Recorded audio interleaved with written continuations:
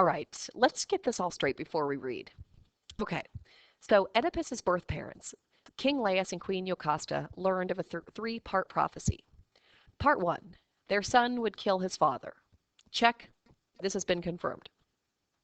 Part 2, their son would marry his mother. Yep, this is confirmed as well. Part 3 of the prophecy is their sons' sons would grow up and kill one another. Wait for it, we'll see how this plays out. So with parts 1 and 2 of the prophecy unknowingly complete, Oedipus and his mom/wife go on to have a family. They have two sons, Polynices and Eteocles, and two daughters, Antigone and Ismena. Eventually, the ugly truth of the prophecy is revealed by the blind prophet Tiresias, and the aftermath is devastating for the family.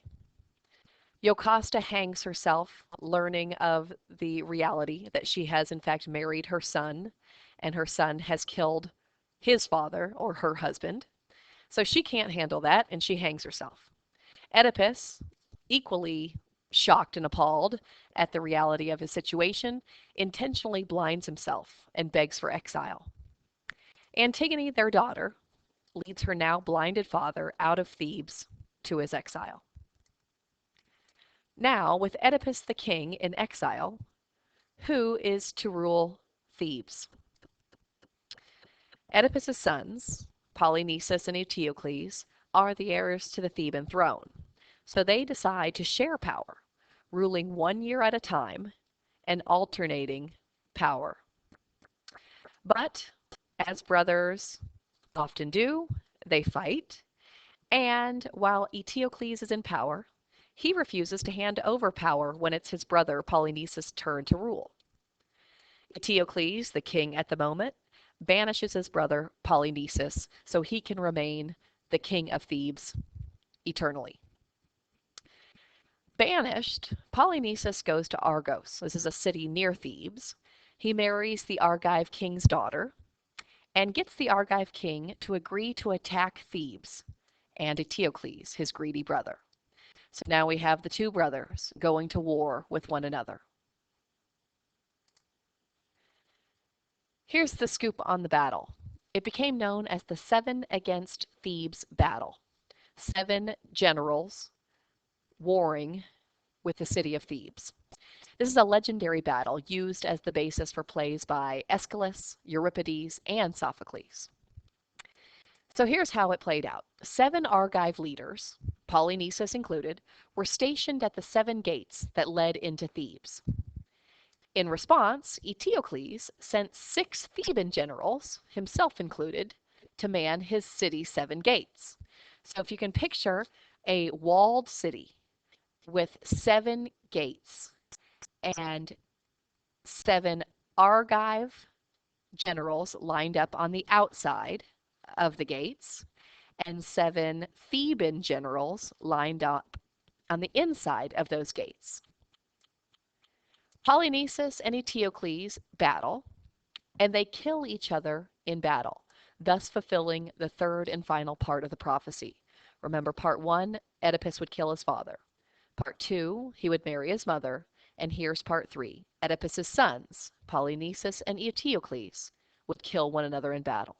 So at this point, all 3 parts of the prophecy have come true. Now that both Jocasta and Oedipus's sons are dead, Creon, Jocasta's brother, is the next male heir, and he becomes the king of Thebes. So Creon is Eteocles and Polynices' uncle, and he is the rightful heir to the throne. So he assumes the position of king of Thebes. Enraged that Polynices, his dead nephew, acted as a traitor against Thebes, Creon orders that Eteocles, his other dead nephew, be given a soldier's funeral of honor, while Polynices be left to rot. Creon orders that no one, under any circumstance, is to bury Polynices.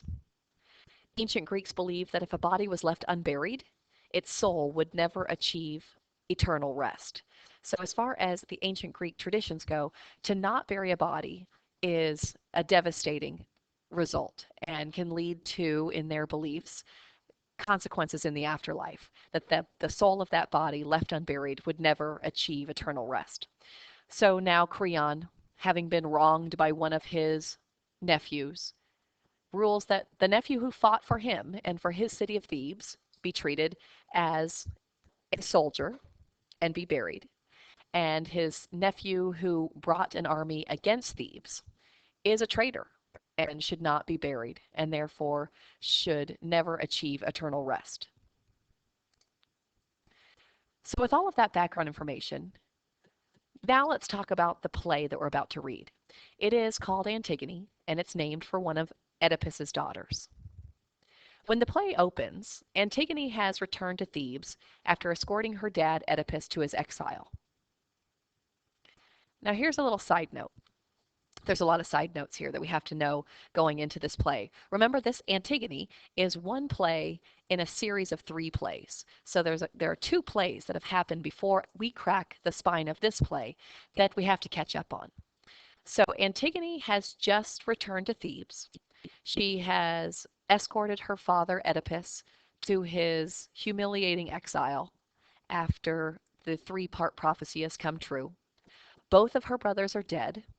Her uncle Creon is now the king, and he, Uncle Creon, has ordered that one of her brothers be buried with honors and one of her brothers be not buried at all and therefore be left without eternal rest.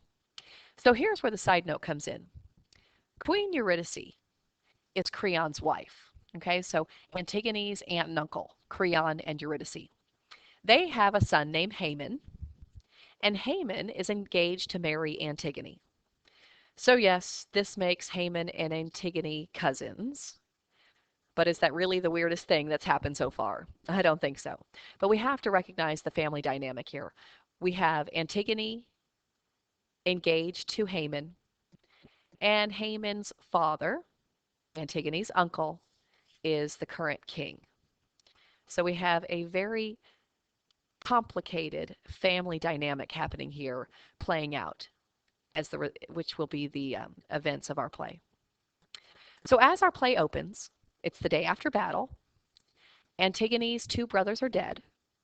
Her uncle, Creon, is the king, and he's also her soon-to-be father-in-law. Antigone is speaking with her last remaining sibling, Ismena, this is her sister, about King Creon's decree to bury Eteocles with honor for fighting for Thebes, but not to allow Polynices to enjoy a proper burial, since he is being treated as a traitor for fighting against Thebes. The 2 sisters must now decide. Do they remain in agreement with the king, who is their uncle, who is at the seat of the law, or do they do what's right for their dead brother and remain true to their beliefs and their faith? So the 2 sisters face a terrible dilemma. Obey the law or do what they feel is right. Note that both decisions have negative consequences. Think about this. If you obey the law but deny your beliefs, what could happen? If you obey your beliefs but deny the law, what could happen? Which of these would be harder to live with? These are the questions that are going to be answered in our play Antigone. And this is the dilemma that Antigone and her sister Ismena face in dealing with the big bad King Creon, who is their uncle, who is making life very difficult for the 2 sisters. Obey the law and not allow a proper burial for their brother, or do what's right in their hearts and face the potentially dire consequences of violating King Creon's law.